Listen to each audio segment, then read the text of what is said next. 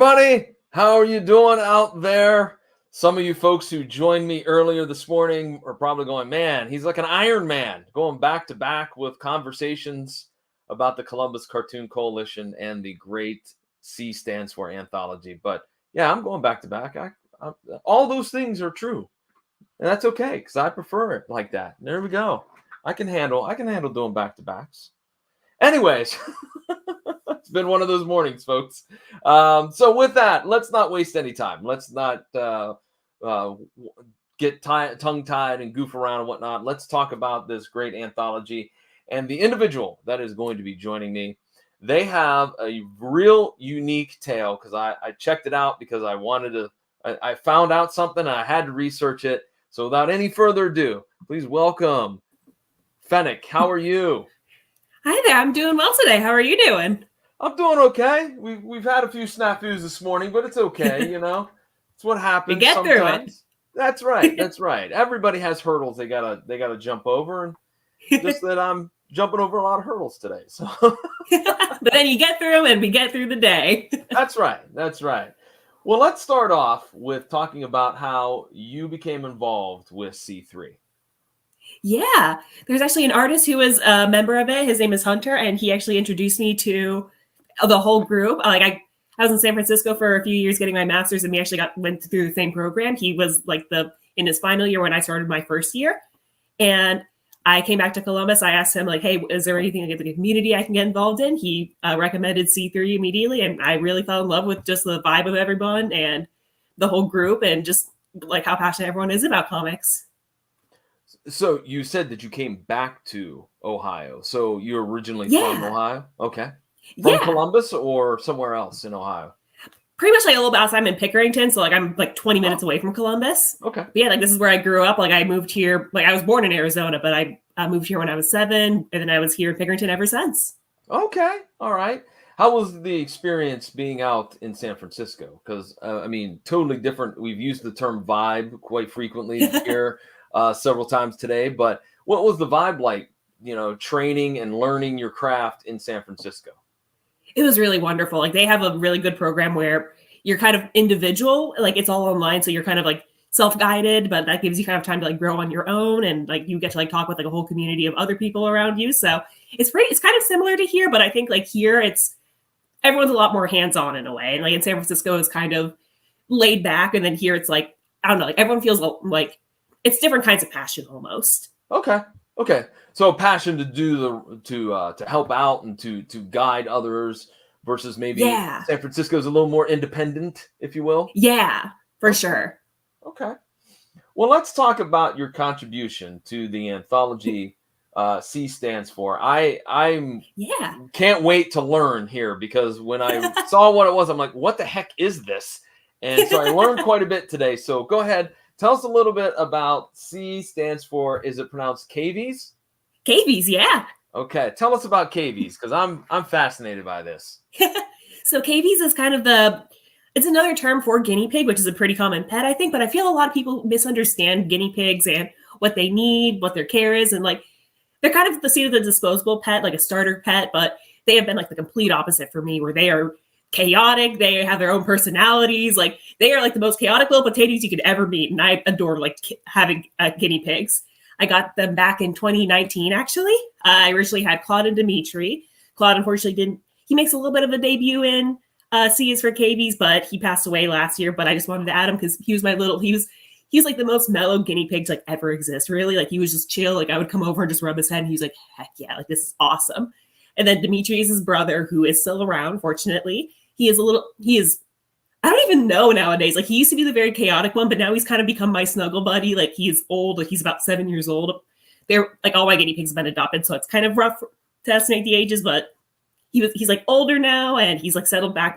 Back when he was with Claude, he was the one that would cause trouble. He was the one that would always scream. And then now I have Reno, and I have Reno now, and he's what's known as an Abyssinian guinea pig.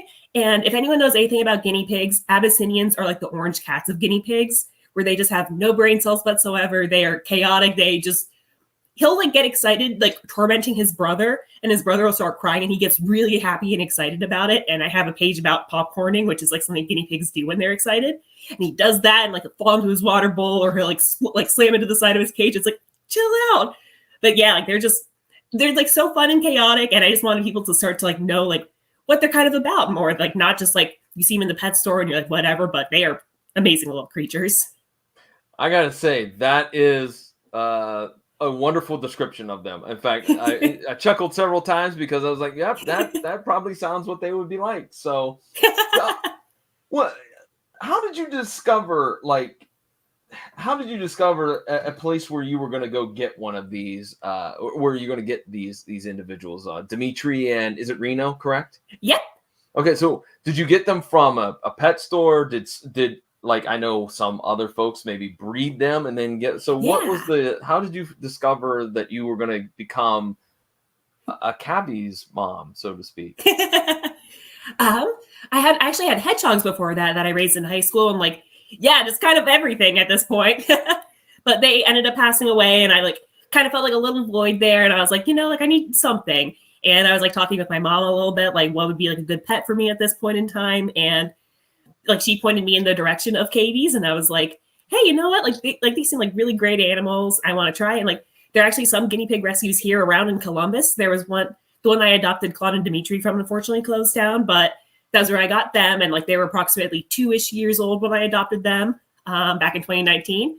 And then after Claude passed away, like they are very social animals. So after Claude passed away, I knew that Dimitri needed a new friend. Like he was getting depressed. He wasn't eating. Like I tried to cling to him, but like the interaction between a human and a guinea pig is very different from like two guinea pigs. Like I think in like somewhere in like Scandinavia, there's like a law where like you can't only own one guinea pig because they're such social creatures. They need like a partner. Yeah. I almost wrote about it in my anthology, but I just didn't have the time for it. But yeah, I actually got Reno from the ASPCA in San Francisco there. And like they do, like I went on a Friday and they actually had like little cages all set up for the different guinea pigs to have like a little bit of floor time. So they were outside of their cages, had a little bit of recreational time, got to smell each other without interacting really, but it was really neat. Okay. Switzerland, yes, that is the one. Switzerland, okay, does not allow you to have just one guinea pig. You gotta have two. Hedgehogs? Yep. So yeah. Okay, how do you take care of a hedgehog? They actually like eat like dry cat food. Like they're carnivorous, so they need like high protein diets. They need a wheel like a hamster does. Like they're very active, especially at night. I kept them in pretty big cages because they love to like run around and all that, and actually give them a litter box so they can be litter trained. Wow. Okay. All right. Well, I told you I was going to learn a lot today with with this zoological discussion that we're having here. But if you ever need to know anything about small animals, I gotcha. Okay. All right. Well, let's get back talking a little bit about C stands for. Absolutely. I've asked many of the creators, like, why did you decide to participate in the C stands for? Yeah, coming back to Columbus, I really wanted to get involved in the community somehow, and I have, but I think I wanted to get involved more and just like start creating something. And I think like with guinea pigs, especially where I see like kind of people talk about them like here and anywhere, I wanted to kind of spread the word too with like C3. I think that would be a really like they've been a really wonderful source here. I think that they're like a pretty good platform to kind of share a little bit more about guinea pigs as well. And then I just wanted to help out how I could, and they have helped me in a lot of ways. So I wanted to kind of give back. Okay. You know what? That's fantastic. And I'm sure you'll agree with me that, this crowdfunder campaign is awesome and you should donate because absolutely it's helping out talented people. And I've talked to many of them over the last few weeks. And in fact, while we're talking about that, right down below in the crawl is the link for the crowdfunder campaign. And we have only a couple more days left, but we are and I know our producer Sydney can give me those numbers. We are at $950. That was the tier that we're at, where everyone was getting $10 for their page rate. We want to get up to $1,550 because if we could do that, then everybody's going to get a page rate of $15. And you know what? As I just said it on the last live stream, if we get to $1,550, there is no reason why we can't get over that hurdle, right? We can easily get over 1,550 and get everybody $20 page rate. I mean, it's a great opportunity if you are someone that is saying, I've always wanted to be involved in comics, but maybe you're feeling self-conscious about your art or whatnot.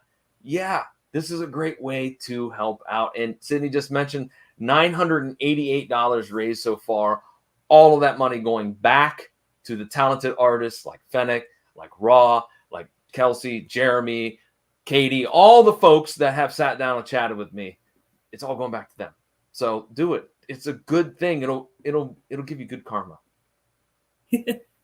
Not just a good thing, you also get amazing art out of it. You get to see what like Columbus can bring to the table.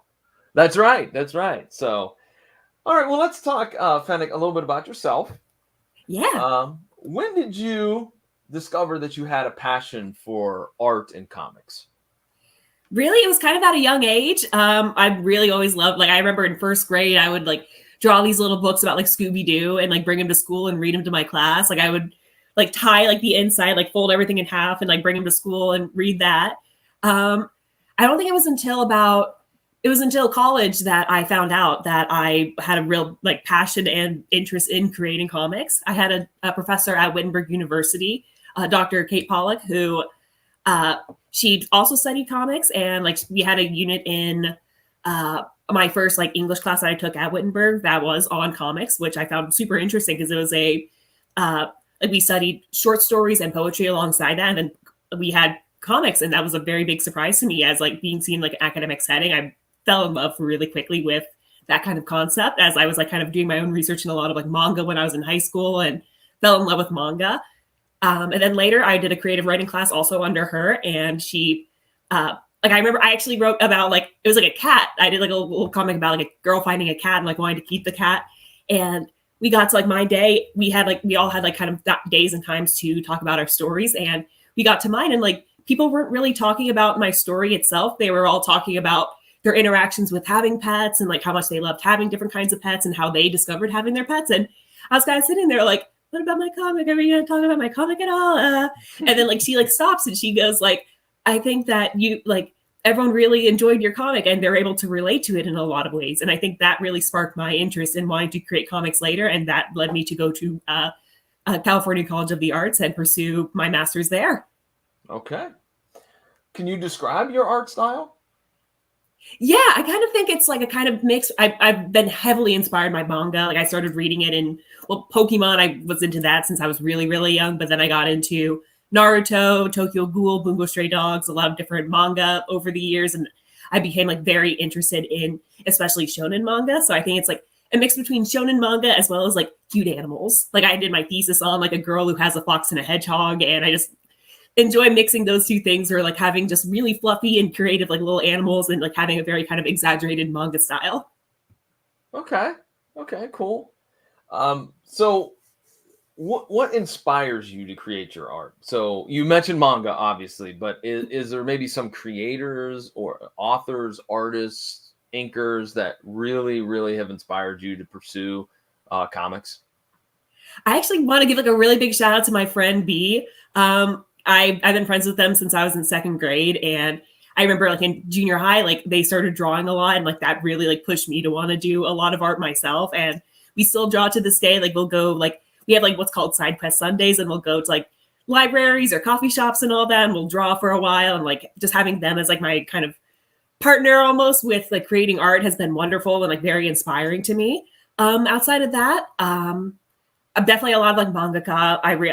I've been really interested in Jujutsu Kaisen and like Gege Akutami style, especially. Oh, and Tatsuki Fujimoto of like Chainsaw Man. Like his stuff has been very influential on me, especially like Goodbye Eri recently. Like a lot of his stuff has been very influential. And like Calvin and Hobbes, actually, like that was like one of the first comics I ever got. I got it from my grandma, and like that made me fall in love with just like, I don't know, like the like childlike nature of it with like the kind of also like existentialism and like kind of adult themes that you don't really see when you're a kid. I really enjoy that. Yeah, I definitely can agree with you on that. You know, Calvin and Hobbes, it was something special. Like, you know, as you read those, and you know, I'm probably a few years older than you, because I was gonna say I would read those in high school, and there was just something about them that clicked, you know, and so that's a pretty awesome individual to be inspired by. Mm-hmm. So we've talked a little bit about manga. What are some of the other genres that you enjoy? Whether I'm talking about enjoying them, rather to read them or to interact with them or to actually work in that genre. Yeah.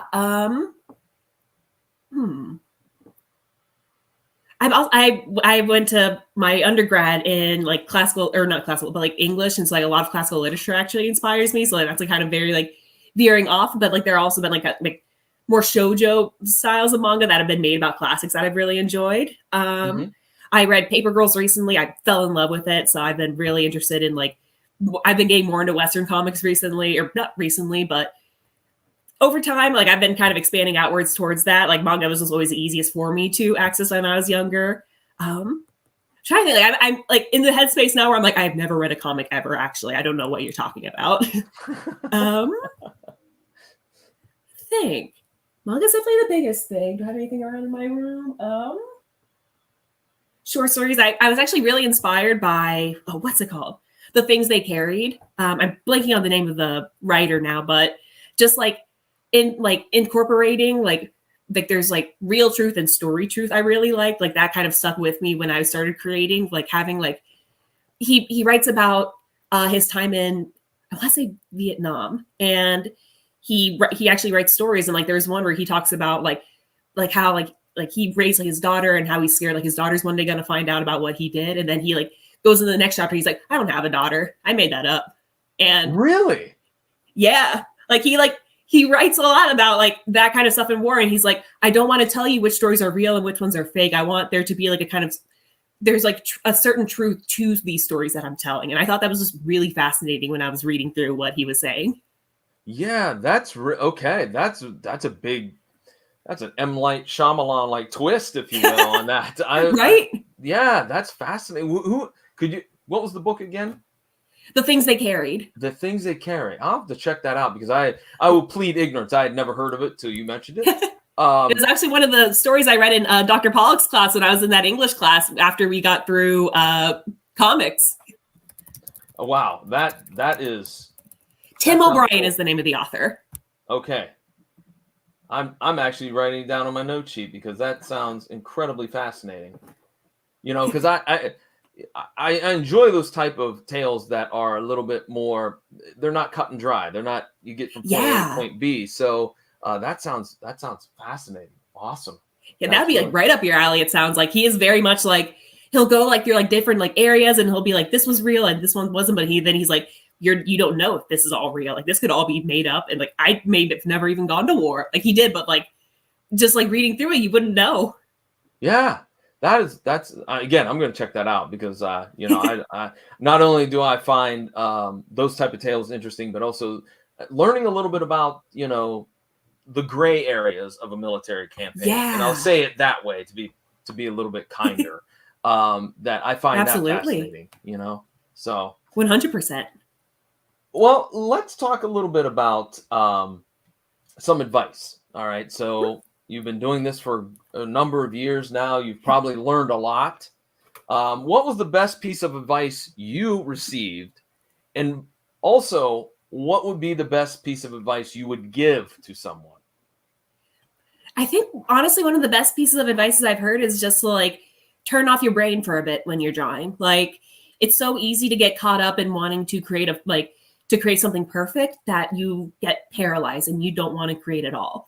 And because you're scared that you're not going to reach that level of perfection you have in your brain, that you're like analyzing when you're not in an analytical stage. It's like playing basketball where like you can like theorize how to play basketball, but like the only way to get out and like learn how to play basketball is to play basketball. And it's really the same with art. Like it's so easy to kind of think like while you're drawing, like, oh, I can like make this perfect, but no, like you need to practice and you need to just work with it. Like go outside your comfort zone and know that not everything needs to be like posted. Not everything needs to be shown off. Not everything needs to be perfect. Just you need to, but it's important to create, to make something more than you had yesterday and just to keep moving forward with creating. Cause like, I feel like even though like there are like so many different, like there's so many different purposes for so many different things, but art is the reason like the world continues to go around. Like this is what people live for, comics and any other creative endeavors. You know what? That's the same thing that I say when people ask me about podcasting. How do you do that? You just do it. There's Yeah. just own that it's going to probably be lousy, that you're going to be, you cringe, it's going to be Yep. whatever, but just accept that and move on and learn from it and go. And that's, Yep. you know, to me, that's, I echo that same sentiment to anybody, even though different genres of media, but still, you got to go out there and do it. I am cringe, but I am free. Yep. Okay. That's a good slogan to have. You just gotta embrace it though. You just gotta have fun with just make the thing that you wanted to make when you're 8 years old. Like do the weird thing. Yeah, absolutely. I totally agree with that. That's the solid advice. Solid advice. Well, let's run down one more time here before I ask a couple other quick closing questions. But let's run down the crowdfunder one more time. For those folks that have not donated yet, please do. Again, we are at $988 so far. We've reached the level where every creator is going to get $10 for their page rate. We want to, in the next couple of days, we want to get to that 1,550 mark. That will give everybody $15 page rate. And then anything, look, even if it's $1, if we get 1,551, guess what? We're still getting that $20 page rate out to everybody and all the creators. And look, as I said before, the money goes back to the talented folks who need it. I mean, there are so many costs, monetary costs to do this, to pursue your dream. There's tabling fees, there's supplies you got to buy, there's workshops you're going to attend, there's all those things, but sadly, they require some cash. That's how the world works. Sorry, folks. I wish it wasn't that way, but it is. So jump on over. It's scrolling right down below here. tinyurl.com/C stands for. Donate if you can. And for those folks that have donated, tip of the hat. Thank you very much for doing so. I think I could speak for all the guests that I've chatted with on these live streams and say thank you. It means a lot. It helps to grow this community. And as I'm going to ask here, one of the final questions here, Fennek, speaking of growing the community, why do you think Ohio is a great place for independent creators? It's kind of like the saying, with Ohio, it's kind of the heart of it all. This is where a lot of people kind of look through and pass through. And I think, and in a way, it's kind of become that kind of big meme. So I kind of want to show maybe we are a little cringe, but also we have amazing stuff going on, everyone, I was a substitute teacher for a few weeks, a couple months back. And they would always say Ohio is they'd be well, that's so Ohio and all that as a kind of that's cringe. And it's maybe we're cringe, but we make amazing stuff too. So what about it?